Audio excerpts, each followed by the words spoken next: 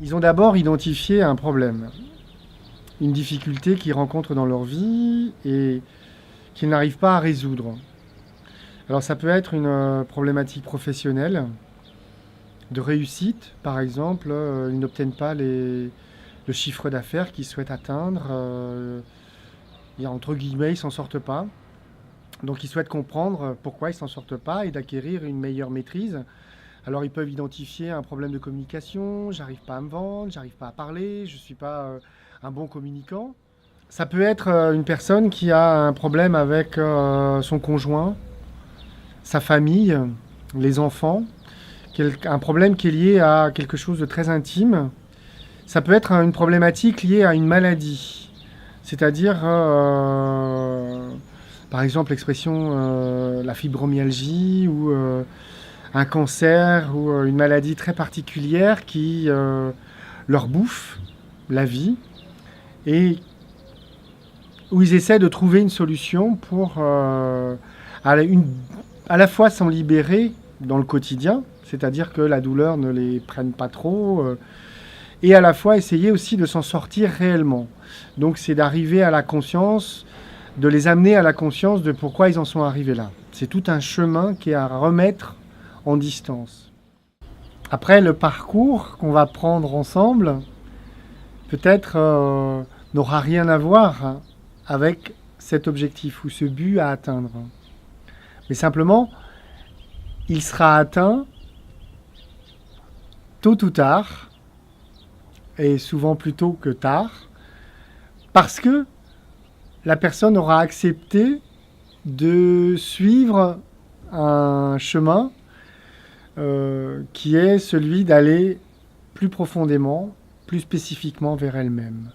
J'essaie de comprendre, de voir les stratégies, conscientes ou inconscientes, que la personne a pu élaborer en elle.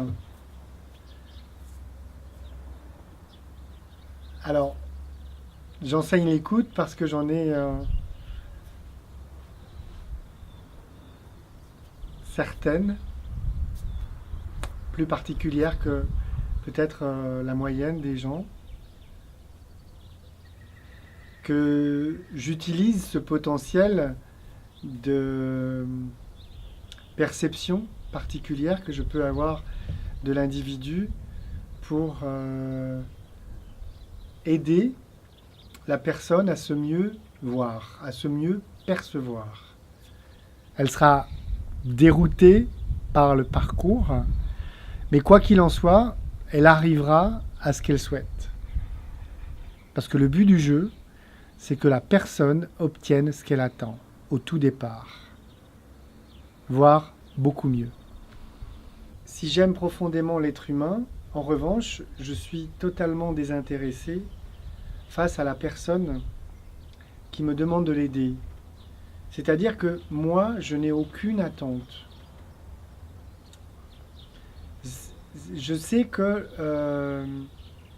c'est la personne qui va faire le travail. C'est ce que la personne va donner, va partager, qui va faire l'intérêt de notre aventure commune. Et c'est en lui montrant,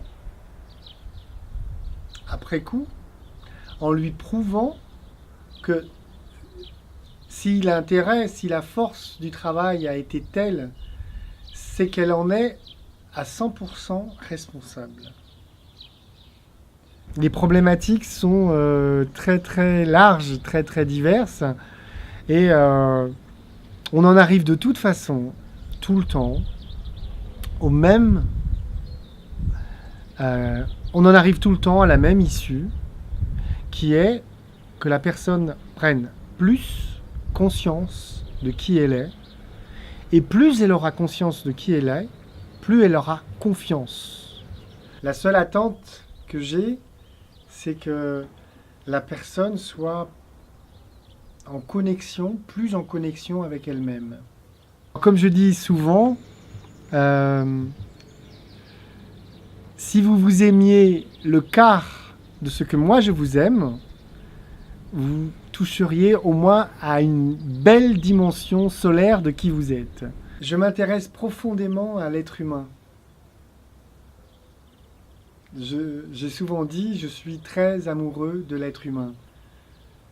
Je le trouve magnifique, avec des potentiels exceptionnels et avec une puissance ou une particularité à, à se dénigrer, à se faire du mal, à avoir un grand savoir, à se compliquer l'existence. Je crois profondément en sa bonté, en sa générosité, même si on peut dire qu'au jour d'aujourd'hui, avec l'actualité qu'on vit, ça semble être difficile de dire que l'homme est bon.